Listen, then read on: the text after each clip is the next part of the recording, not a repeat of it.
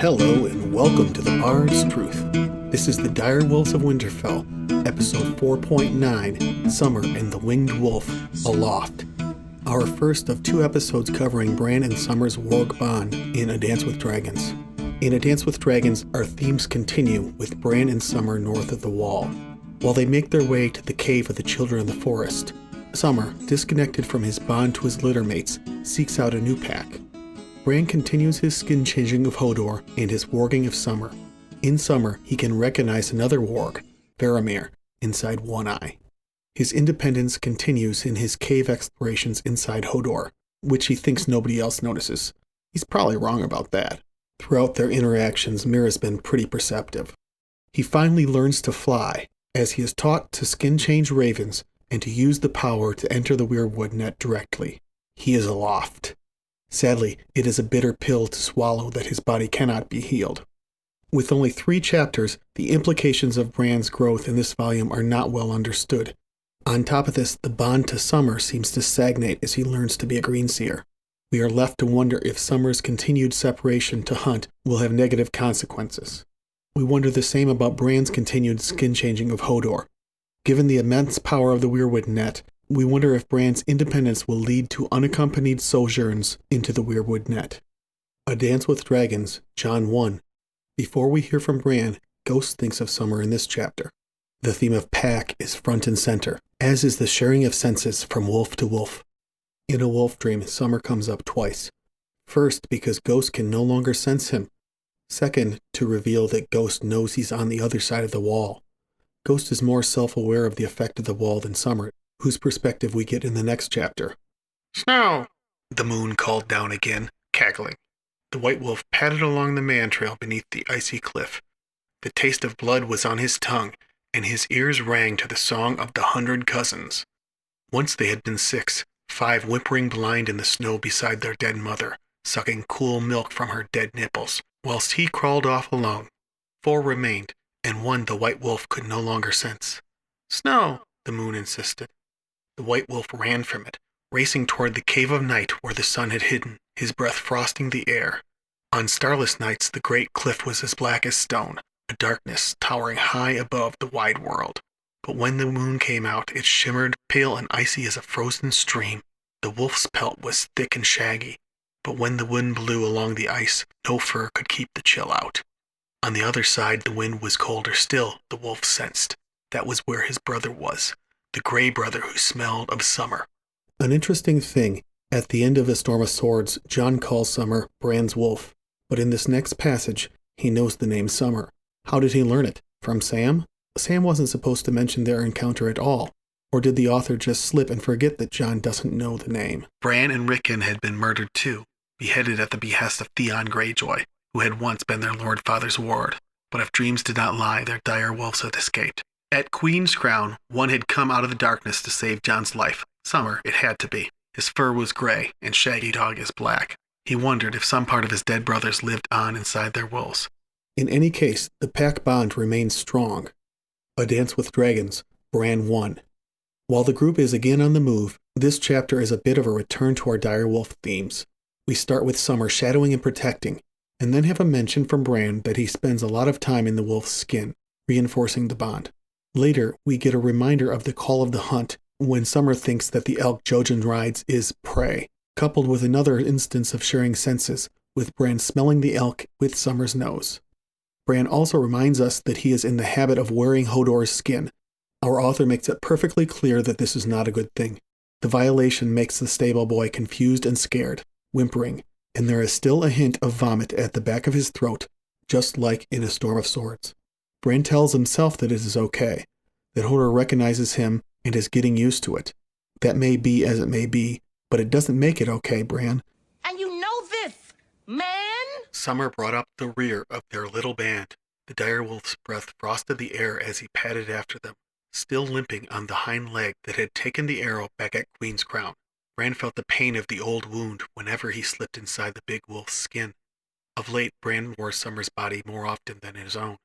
The wolf felt the bite of the cold, despite the thickness of his fur, but he could see farther and hear better and smell more than the boy in the basket, bundled up like a babe in swaddling clothes. Other times, when he was tired of being a wolf, Bran slipped inside Hodor's skin instead. The gentle giant would whimper when he felt him, and thrash his shaggy head from side to side, but not as violently as he had the first time, back at Queen's Crown. He knows it's me, the boy liked to tell himself. He's used to me by now. Even so, he never felt comfortable inside Hodor's skin. The big stable boy never understood what was happening, and Bran could taste the fear at the back of his mouth. It was better inside Summer. I am him, and he is me. He feels what I feel. Sometimes Bran could sense the direwolf sniffing after the elk, wondering if he could bring the great beast down. Summer had grown accustomed to horses at Winterfell, but this was an elk, and elk were prey. The direwolf could sense the warm blood coursing beneath the elk's shaggy hide. Just the smell was enough to make the slaver run from between his jaws, and when it did, Bran's mouth would water at the thought of rich, dark meat. Changing gears from the elk, Summer clearly is ill at ease with the undead ranger, reminding us of our theme of the wolf's sense of danger. Wait, that rhymes. The elk stopped suddenly, and the ranger vaulted lightly from his back to land in knee-deep snow. Summer growled at him, his fur bristling. The direwolf did not like the way that Coldhands smelled. Dead meat, dry blood, a faint whiff of rot, and cold. Cold overall. With the cold remark, I think we are meant to wonder if the ranger is from the others. I certainly did. So far, it seems he wasn't, though, fortunately. Next, we get something completely new. Bran uses Summer directly to track, ultimately to find an abandoned wildling village. This is a first for us in Bran's story. I do wonder how similar this is to how Grey Wind found the goat track for Robb in A Clash of Kings. I had always assumed that for Robb it was revealed in a dream or something, and not in a direct warging experience, but we just can't be certain of anything with their bond really. In this instance, the mind mingling is quite fascinating. Summer is mostly in control, but Bran gives the objective and steers the wolf on the task in a guiding fashion. The bond is quite close. Note the final line. Bran claims to have smelled it himself, in the first person, rather than saying Summer smelled it. Summer can find the village, Bran said suddenly, his words misting in the air. He did not wait to hear what Mira might say, but closed his eyes and let himself flow from his broken body. As he slipped inside Summer's skin, the dead woods came to sudden life. Where before there had been silence, now he heard wind in the trees, Hodor's breathing, the elk pawing at the ground in search of fodder. Familiar scents filled his nostrils, wet leaves and dead grass, the rotted carcass of a squirrel decaying in the brush, the sour stink of man sweat, the musky odor of the elk, food, meat. The elk sensed his interest. He turned his head toward the direwolf, wary, and lowered his great antlers. He is not prey, the boy whispered to the beast who shared his skin. Leave him. Run. Summer ran. Across the lake he raced, his paws kicking up sprays of snow behind him. The trees stood shoulder to shoulder, like men in a battle line, all cloaked in white. Over roots and rocks the direwolf sped, through a drift of old snow, the crust crackling beneath his weight. His paws grew wet and cold. The next hill was covered with pines, and the sharp scent of their needles filled the air. When he reached the top, he turned in a circle, sniffing the air, then raised his head and howled. The smells were there, man smells. Ashes, Bran thought, old and faint, but ashes. It was the smell of burnt wood, soot and charcoal, a dead fire. He shook the snow off his muzzle. The wind was gusting, so the smells were hard to follow. The wolf turned this way and that, sniffing. All around were heaps of snow and tall trees garbed in white. The wolf let his tongue loll out between his teeth, tasting the frigid air, his breath misting as snowflakes melted on his tongue. When he trotted toward the scent, Hodor lumbered after him at once. The elk took longer to decide, so Bran returned reluctantly to his own body and said, "That way, follow Summer. I smelled it." Wait, is Hodor taking off like that an indication that while inside Summer, Bran is also broadcasting his thoughts to Hodor? I just noticed this, and I wish I knew a definitive answer. Very intriguing. Later, after they discuss that they are all starving again, having used up all the food from the little, Bran prefers dreams inside Summer to eating acorn paste. I imagine Summer and Bran to feel the hunger doubly due to mirroring, so this drives Summer to want to hunt all the more. Dreams are what we have. All we have. The last of the food that they had brought from the south was 10 days gone. Since then, hunger walked beside them day and night. Even summer could find no game in these woods. They lived on crushed acorns and raw fish. The woods were full of frozen streams and cold black lakes. And Mira was as good a fisher with her three-pronged frog spear as most men were with hook and line. Some days her lips were blue with cold by the time she waded back to them with her catch wriggling on her tines. It had been 3 days since Mira caught a fish, however. Bran's belly felt so hollow it might have been 3 years. Food is on the way, though nothing they would have ever expected to eat, the humans at least. First, though, Bran has a wolf dream of summer hunting. In the dream, which I'll read in its entirety, a lot happens. It begins as a typical summer dream, but moves into new territory later. First, once Bran enters the wolf, Summer's hunger seems to grow stronger. It seems that Bran's physical hunger is either stronger than the wolf's, or Summer's hunger is multiplied by the mirroring. That said, Summer is described as gaunt and certainly has lost weight. The hunt calls, and then he senses a pack of wolves, which turn out to be Varamir's pack from our prologue. This unscrupulous warg is a resident in the pack leader, One Eye. The pack has killed or found dead men. Summer, mirroring Bran's carefulness and knowing he'll need to fight for his meat, surveys the scene, and Bran learns that they'd been 5 men of the Night's Watch. They were deserters from Craster's Keep, of course, but Bran cannot know that. We'll return to this later. Either way, Bran is uneasy, even as Summer only cares about the meat. Summer also notices that the head of one man has been torn off, and the eyes and half the face are missing. I do wonder if the neck is an indication that the ranger killed this man, not the wolves, and the missing eyes are an indication that the ravens that follow him pecked out his eyes. If the ravens had pecked out their eyes, it would be to make sure they don't become whites. Sleep would not come, could not come. Instead there was wind, the biting cold, moonlight on snow, and fire. He was back inside Summer, long leagues away, and the night was rank with the smell of blood. A scent was strong, a kill not far. The flesh would still be warm. Slaver ran between his teeth, and the hunger woke inside him. Not elk, not deer, not this.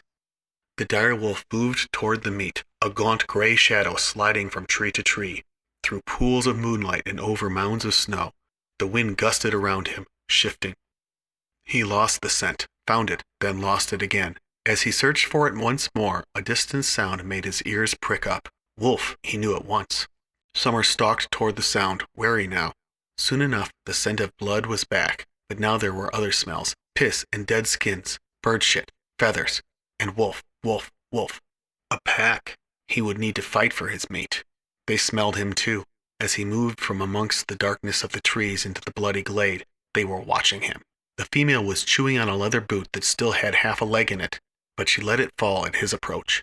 The leader of the pack, an old male with a grizzled white muzzle and a blind eye, moved out to meet him, snarling, his teeth bared. Behind him, a younger male showed his fangs as well. The dire wolf's pale yellow eyes drank in the sights around them. A nest of entrails coiled through a bush, entangled with the branches. Steam rising from an open belly, rich with the smells of blood and meat. A head staring sightlessly at a horned moon. Cheeks ripped and torn down to bloody bones. Pits for eyes. Neck ending in a ragged stump. A pool of frozen blood. Glistening red and black. Men. The stink of them filled the world. Alive they had been as many as the fingers on a man's paw, but now they were none. Dead. Done. Meat. Cloaked and hooded once, but the wolves had torn their clothing into pieces in their frenzy to get at the flesh. Those who still had faces wore thick beards crusted with ice and frozen snot. The falling snow had begun to bury what remained of them, so pale against the black of ragged cloaks and breeches. Black. Long leagues away the boy stirred uneasily. Black. Night's Watch. They were Night's Watch. The direwolf did not care. They were meat. He was hungry. Summer then focuses on the leader and challenges him, Bran only realizing One Eye is a warg just before the fight, as their eyes meet. In the fight, I imagine Summer is mostly in control, given the mention that there was no time for thought. Although I wonder if pissing on the vanquished warg is Bran's conscious act. A callback to Jojen's early lessons in A Storm of Swords, maybe? With the victory, the pack is his. The eyes of the 3 wolves glowed yellow. The direwolf swung his head from side to side, nostrils flaring, then bared his fangs in a snarl. The younger male backed away. The direwolf could smell the fear in him. Tail, he knew. But the one-eyed wolf answered with a growl and moved to block his advance. Head, and he does not fear me, though I am twice his size. Their eyes met. Warg. Then the two rushed together, wolf and direwolf, and there was no more time for thought. The world shrank down to tooth and claw, snow flying as they rolled and spun and tore at one another, the other wolves snarling and snapping around them. His jaws closed on matted fur, slick with hoarfrost, on a limb thin as a dry stick, but the one-eyed wolf clawed at his belly and tore himself free, rolled, lunged for him. Yellow fangs snapped closed on his throat, but he shook off his old gray cousin as he would a rat, then charged after him, knocked him down, rolling, ripping, kicking. They fought until both of them were ragged and fresh blood dappled the snows around them, but finally the old one-eyed wolf lay down and showed his belly. The direwolf snapped at him twice more, sniffed at his butt, then lifted a leg over him. A few snaps and a warning growl, and the female and the tail submitted too. The pack was his. Bran/Summer then proceed to feast upon the dead flesh of the men, remembering that the vanquished wolf is the Warg Varamir, living his second life. I believe that the author is pointing directly at the prologue to A Dance with Dragons in this wolf dream. Recall the 3 abominations from Hagen, mating while inside the wolf, skin-changing other humans, and eating the flesh of man while inside the beast. Note that Bran has now broken what seems to me are the 2 more egregious of the set. We can thank the author for saving us from a description of Bran breaking the other rule. It's clear that Coldhands and probably Lord Bloodraven, who he serves, are much more pragmatic and care little about Hagen's rules about eating the flesh of men, given that just after this wolf dream, he has Bran and his entire party eat the flesh of men. There is no way that Coldhands found a sow. The meat was from the same Night's Watch men eaten by the wolf pack. Recall that Bran is extremely hungry, and his hunger accentuated Summer's own hunger by mirroring at the beginning of this dream. He needed to eat if he was going to reach the cave alive. The very pragmatic Bloodraven clearly doesn't worry over much about abomination. I'd assume he worries neither about the other abominations Varamir mentions. A final thing to note here is the mention of Summer's littermates. He can no longer sense them beyond the wall. Bran seems even to have to remind him of their existence. Contrast that to Ghost, who clearly remembered Summer in the last chapter, and even seemed to have some sense of the weather Summer was feeling. The prey is well. He went from man to man, sniffing, before settling on the biggest, a faceless thing who clutched black iron in one hand. His other hand was missing, severed at the wrist, the stump bound up in leather. Blood flowed thick and sluggish from the slash across his throat. The wolf lapped at his tongue, licked the ragged eyeless ruin of his nose and cheeks, then buried his muzzle in his neck and tore it open, gulping down a gobbet of sweet meat. No flesh had ever tasted half as good. When he was done with that one, he moved to the next and devoured the choicest bits of that man too. Ravens watched him from the trees, squatting dark-eyed and silent on the branches as snow drifted down around them. The other wolves made do with his leavings. The old male fed first, then the female, then the tail. They were his now. They were pack. No, the boy whispered. We have another pack. Lady's dead, and maybe Grey Wind too, but somewhere there's still Shaggydog and Nymeria and Ghost. Remember Ghost? Falling snow and feasting wolves began to dim. Warmth beat against his face, comforting as a mother's kisses. Fire, he thought. Smoke. His nose twitched to the smell of roasting meat. And then the forest fell away, and he was back in the long hall again, back in his broken body, staring at a fire. Mira Reed was turning a chunk of raw red flesh above the flames, letting it char and spit. Just in time, she said. Bran rubbed his eyes with the heel of his hand and wriggled backwards against the wall to sit. You almost slept through supper. The ranger found a sow. Clearly that was not a sow. Having seen all the wolf dreams that discuss sensing littermates, I think now is the time to discuss the magical bond that clearly exists between the wolves. Each is telepathically connected to its brothers and sisters. Ghost can sense all the others, and so can Summer. The exception is that when one is beyond the wall, none of the rest can be sensed by him, save how Ghost faintly seems to know the conditions beyond the wall, where Summer was during A Dance with Dragons, Jon 1. This likely means that the bond between them relies on a direct telepathic connection, which the magical barrier of the wall somehow blocks. The exception for Ghost will be discussed in Jon and Ghost's story. That's it for this episode. We'll see you next time for Bran's final 2 chapters in A Dance with Dragons. Thanks to all the terrific artists who let me use their work on this YouTube video. Thanks especially to those in my family who helped in this series so far.